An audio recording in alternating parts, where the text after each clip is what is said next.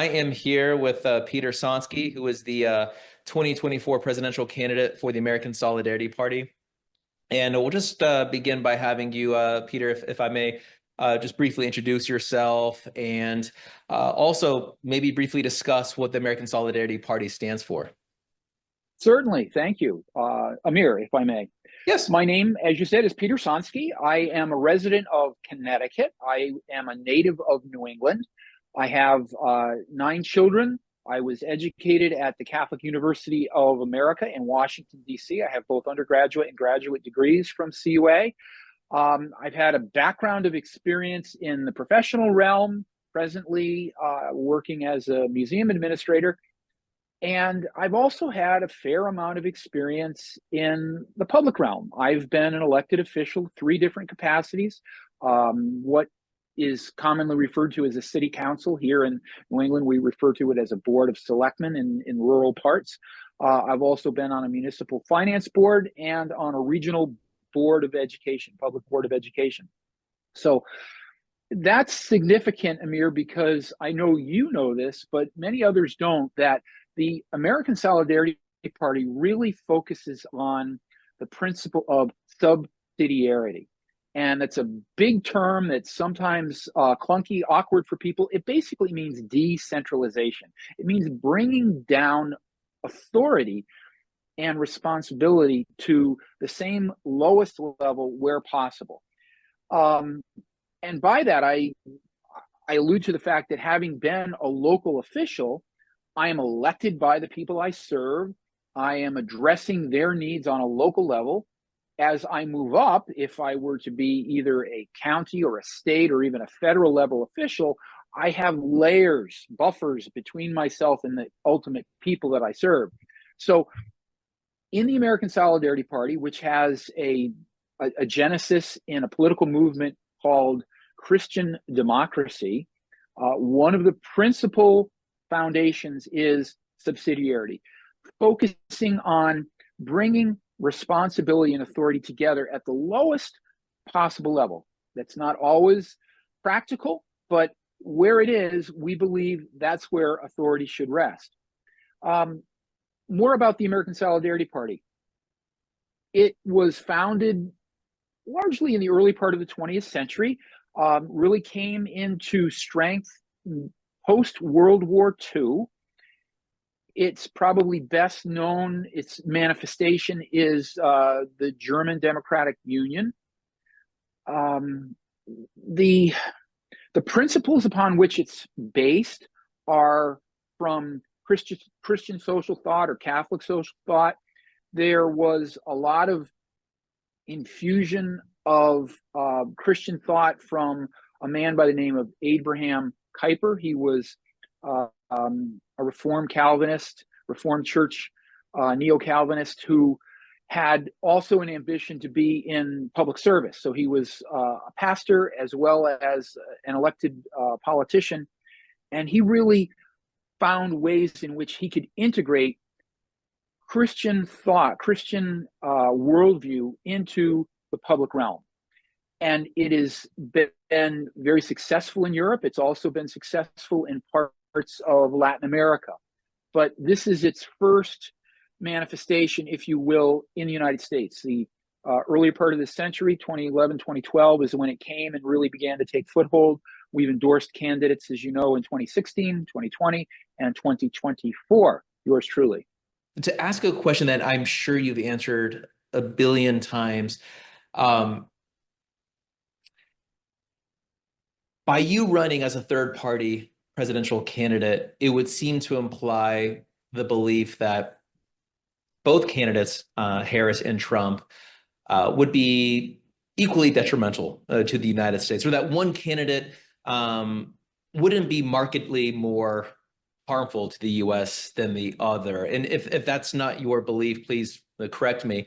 Feel free to explain. But how would you respond to those who would say that there is a lesser of two evils, and by you running, you are essentially stealing votes from the lesser of two evils? I'm sure you've addressed this many times. How do you respond? I have. If you don't mind, I'd like to take it from kind of the reverse angle. I am running to advance a platform that I think has merit and appeal to American voters. One of the things that's distinct about the ASP platform is, especially in America, we often think about the political spectrum, right? Left and right, conservative and progressive, red and blue, Democrat and Republican here in the US. The American Solidarity Party isn't pigeonholed into either one of those two sides of the political spectrum. It borrows or it takes positions from both sides and melds them together, and they all work very well. Stewardship of the environment, for example, respect for labor, desire for healthcare, access to healthcare. All of those things might traditionally be on the left side of the spectrum, for example. On the right side of the spectrum, we obviously have the respect for life issues, in particular, opposition to abortion, opposition to euthanasia, protection of religious freedom, that kind of small government movement that I talked about before. On the left side, too, you would have activism toward peace and international solidarity. So all of those things come together, and they work together, Amir, because they all have in common an interest on human life and human dignity. We want to recognize that all pieces of public policy, whatever piece of legislation it is, whatever law, is all directed toward the benefit of humans in some way. Education, whether it's interstate commerce, whether it's international defense, you name it. All of those things have in common a desire to have human beings benefit or flourish. So to start, I'm running because I believe these values work together and they're offered by no other party in this way. So to attack it then from the direction of your question, I was nominated in June of 2023, before either the Democratic or the Republican Party had their conventions, and I knew definitely who their nominees would be. So it wasn't so much that I was running in opposition to either Vice President Harris or former President Trump. I was running clearly in opposition to the platforms of the Democratic and Republican parties, because, as I just noted, our platform is distinct. Will I steal votes from one or the other? Well, I hope I steal votes from both. I think I have the potential to steal votes from both. I'm not in here because I'm trying to steal votes. I am in here because I think I represent something that has value, as I said a moment ago, and I wish that people will select my candidacy, my ticket, because they think it's the best for America. I hear quite often that I'm a spoiler, or that my presence in the race is only going to be harmful for X candidate or Y candidate. And I'll be honest with you, both sides of the spectrum have leveled those charges against me because, as I said before, I have positions on both sides of that spectrum. What I say in response is, first and foremost, the two major parties have gone in decidedly polemical directions. I talked about that political spectrum, and they're both tending toward the extremes in that spectrum. I think the American Solidarity Party, because it's able to bring these platform issues together, I don't necessarily portray us as centrist, because centrist often is perceived as being weak or undecided or non-committed. We hold these values very strongly, but they just don't fit on both sides, on one or the other side of the spectrum. Other third parties typically do. The Libertarians tend to be more distinctly on the right. The Greens tend to be more distinctly on the left, and they might be more single issues or select issue positions. The ASP is not like that. It's very unique, and I think it has a lot of promise. It's been slow to develop here because we have such an ingrained paradigm in these two parties. And many people who are supportive of one or the other parties don't want to hear about alternatives. And so they'll level that claim that I'm a spoiler or that my role here is just about myself. Um, I hope I've been able to refute those positions. That's not my ambition, but I do want to introduce an option for voters. I think that there's room for a third party in American politics. Elsewhere in the world, there are coalition governments and multiple party systems. So I think that could be effective in the United States as well. Okay. Yeah, and that definitely resonates with me. It's a very good point that if you do steal votes from one candidate, there's no reason to assume that it would be systematically from one candidate, to the exclusion of the other. But since, you have positions that could be described as left wing and right wing, you might adversely affect both. And to what degree, one can't really predict. But I used to joke when I was a candidate for 9 days for the ASP that I'm hated equally by both the left and the right. So I try to assure people that I'm not really, a hardliner on a. Right. So But that's I a. will say this, there's a lot of disaffected voters. There's a lot of people in this election in particular who are dissatisfied with both choices. Mhm. They don't like either candidate, they don't like either platform. And I've heard many people say, thank you. Thank you for giving me an option. Thank you for allowing me to vote for something in which I believe instead of going in and holding my nose and pulling the lever for the one that I think is the lesser of two evils. Very good point. Yeah, So that reminds me, there's you that voted. positive. I'm sorry? There's that positive that is often overlooked. Right. Third parties, they bring a different point of view. The two parties are rather exclusive in their perspectives. Third parties have an opportunity to be a voice for people who are otherwise forgotten or overlooked. And to your point about people thanking you, I saw the article that you recently wrote for Imaginative Conservative, and I read some of the comments, and there was a lot of gratitude that was expressed towards you to just the fact that you exist, that you're running for the seat, you're running for office, and I thought that was really heartwarming to see that. So yeah, this is something that we all crave, and if you look at public opinion analysis, like Gallup data. I don't remember the exact figure, but it was like 69, 70%. Definitely a large majority of Americans are now ready for a third party. And so I think this is a very opportune time for you to run. Um, if we could shift really quickly to Gaza. So right Certainly. now, approximately 2% of the population has perished already since October 7th. The International Court of Justice recently ruled that Israel is plausibly committing genocide. So how would you approach this crisis? Would your approach be different from that of Trump and Harris? Well, um, rather than to differentiate myself from one of the other two parties, let me say that um, I was aghast at the horrific attack on Israel on October 7th of last year. But immediately I called for calm. Immediately I called for please don't retaliate in the manner that I fear that you will. I realized that the people of Gaza were trapped. They had nowhere to go. They had an enemy within them, an enemy of Israel within them, and that they were going to be victims in any retaliation. As you can appreciate, there was a lot of pushback about that.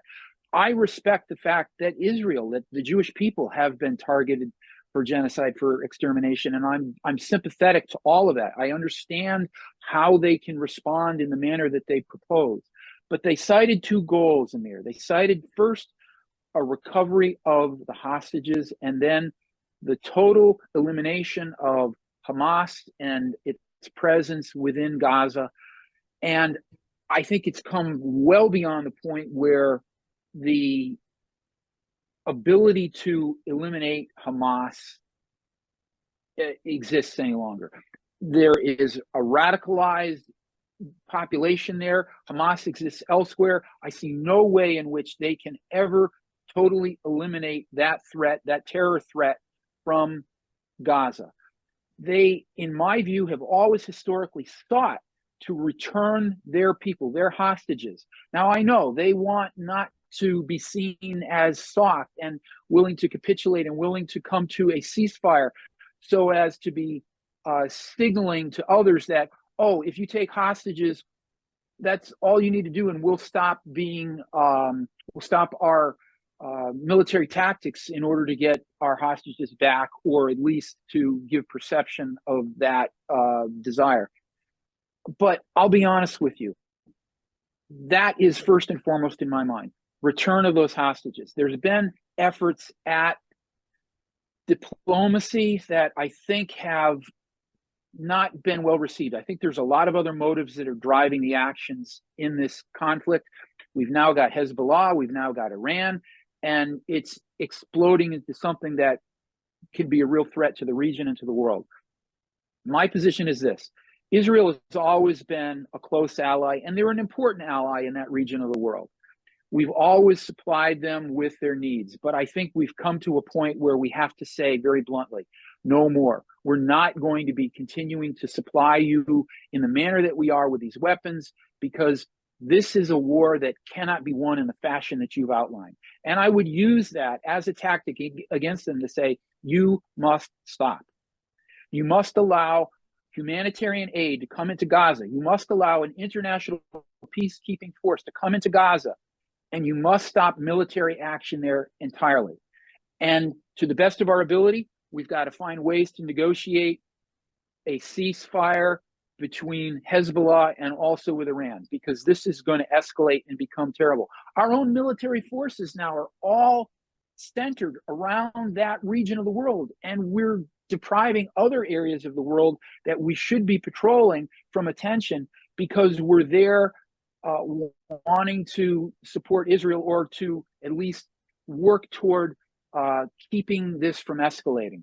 But I think America and the present administration has been too patient with Israel. Again, an important ally, and I want to maintain that. I certainly don't want to lose Israel as an ally, but I think we have to take a stronger stance and say plainly, the weapons that you're receiving, the support that you're receiving, are not going to continue until you cease activity, military activity. All right, thank you. And of course, I wish we had time to cover all the hot button topics, abortion, marriage, and so on. But I know you're a busy man, so I'll just finish with this question. And this is something that is raised, it has been raised over the past several years. There are those who fear that we are on the brink of another civil war. And I just wonder, is this just fear mongering, or is there any truth to this? And this is based on the reality that we are becoming, it seems, increasingly polarized. Is this an exaggerated threat in your view? And if not, how do we heal this apparent divide in our nation? Or is it even possible? Sure. I do see that there's greater tension. I do see that there's greater animosity. I think that the present campaign contributes to that. There are a number of people that are very tribal in their politics, and it causes them to be very emotional, especially as we near the election, and especially in an election that all of the polls and news sources tell us is going to be very close. So I think that that's all heightened by the experiences that we're getting in our television, radio, and newspaper, internet news every day. But I think beyond that, the two political parties are contributing to it as well, in that, as I shared before, they're going in diametrically opposed ways. When I was a younger voter, Amir, it used to be that the parties allowed for more open-minded individuals to be elected officials. You would have conservative Democrats, you would have progressive Republicans, and they brought a different perspective. And that was valuable in that caucus, so that there were different views. Today, that's not accepted. If you don't walk the party line entirely, we're going to primary you. We're going to support your primary opponent. We're going to get you out. You'll be a lame duck. You won't be elected. You'll be gone. It'll be like a surgical extraction of a bad Republican or a bad Democrat. And so they have become so homogenized in their views, so intractable too in their views, that it's just causing this greater hyper partisan divide and interaction. If I disagree with you, it's not just that I disagree with you, you're bad. and I don't want anything to do with you. That's harmful. Those dispositions are harmful. Solidarity means trying to be united. We may not be in agreement, but we have to respect that we come from different perspectives and that both our views ought to be heard and understood, if not agreed upon.